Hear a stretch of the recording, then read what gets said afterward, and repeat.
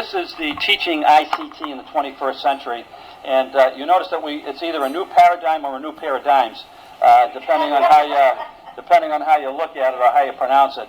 But essentially, what we have done is under the Baytech grant, which is a significant National Science Foundation grant, which has just been reauthorized for 3 more years.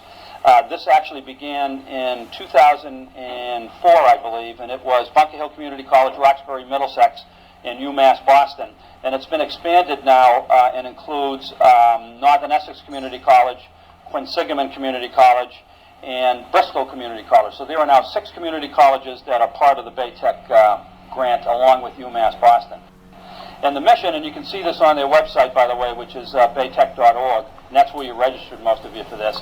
But the mission is basically to develop and promote a coordinated, self-sustaining, and that's the whole point of these NSF regional technology centers. They want them to become self-sustaining, which basically means when the grant's done, this work goes on for regional education, workforce development, and one system that can attract a diverse population to IT careers, promote lifelong learning of IT skills, and support the workforce needs of companies and departments. So that's the mission, and it's actually worked well.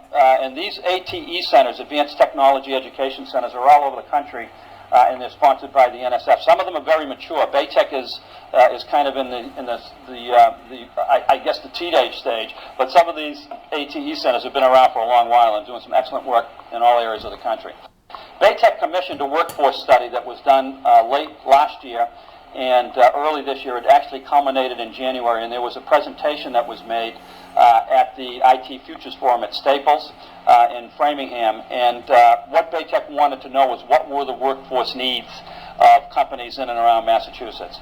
And so and you have the report, and we'll get into the report in more detail. I have the key parts of the report for you. And by the way, there is some homework here. You have to read 4 pages out of the Baytech report before tomorrow. So that's the homework. But basically, it's the executive summary, which kind of summarizes what this workforce study is all about. And basically, what we found, or what the study found, was that we need to significantly alter the way that we teach information and communication technology. And it clearly spells out what industry is looking for in the technician technologist worker, which is what we train primarily at the community colleges. We're not talking to computer science people so much as the technicians and the technologist workers in the state.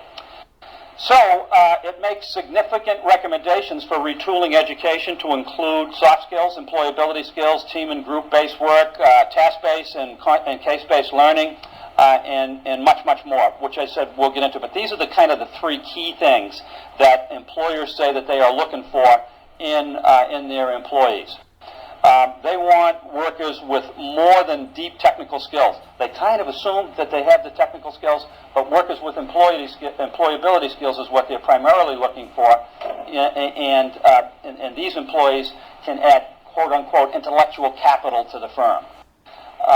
So what are these employability skills? Well, good communication, oral and written, the ability to work productively in teams, a customer and business focus, understanding what the business is all about, what the customer needs are, listening for meaning and comprehension to other employees and to customers, employees that are resourceful and creative at solving problems, can prioritize work and self-evaluate, comprehend and communicate quantitatively, and divide original solutions to novel problems. These are right out of the workforce study, and we'll see this in a little bit more detail later.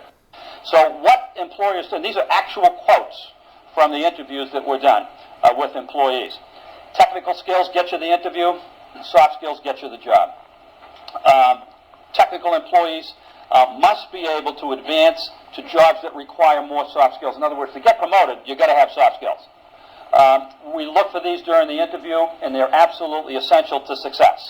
And we're going to show you the profile of the respondents to the survey, and it was organizations large and small all over the state. The real world is unpredictable. We kind of know that, and soft skills are how you cope. We assume technical skills. We spend most of the interview time trying to find a fit for that employee in the organization.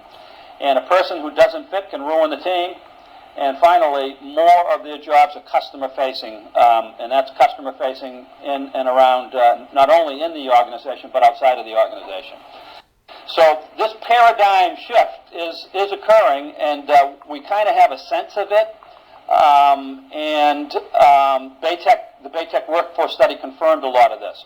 There's a move from formal training, which is, prescribed management-driven training, to informal learning, where learners are, kind of self-empowered. There's a move from centralized, hierarchical training to decentralized training. Move from instructor-driven to student-empowered, so there's not a lot of, a lot of the lecturing is kind of going by the boards in place of student-empowered learning. Pedagogy and instruction the old traditional way is going, and what's replacing that is collaboration in the classroom and in the instruction. Training from when available, the old days where everything was scheduled, to when it's needed. So now everything is available online, and students sign up and take the courses when they, when they need them and when they want to take them. A move from individuals to community learning, and also a move from lifetime employment to lifetime employability. The lifetime employment jobs are pretty well gone for the most part, but if students have employability skills, then they won't have any problem finding another job going forward. So what did we do? And there were a couple of factors that converged all at the same time here. We had the introduction of Office 2007. We had the Baytech workforce study. We knew that we needed to improve the way that we were delivering our course content.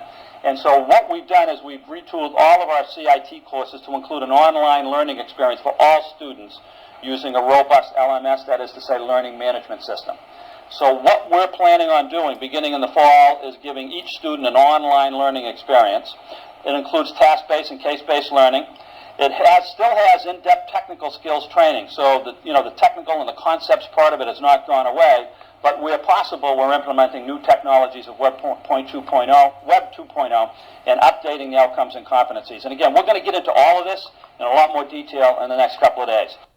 We've chosen Prentice Hall's My IT Lab as the learning management system, primarily for the fact that it includes the task-based testing. It has a grade book. It has interactive training that comes with it. It has chat capability, and it really is a very robust system.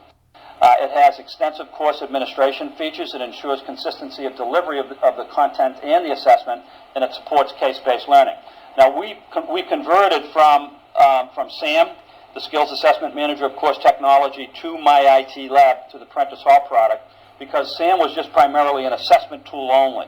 This is a true LMS where students, right from the first day of the course, and we're going to show you how to log in. We're going to log in as students. You're going to get the experience that the students have here in just a couple of minutes.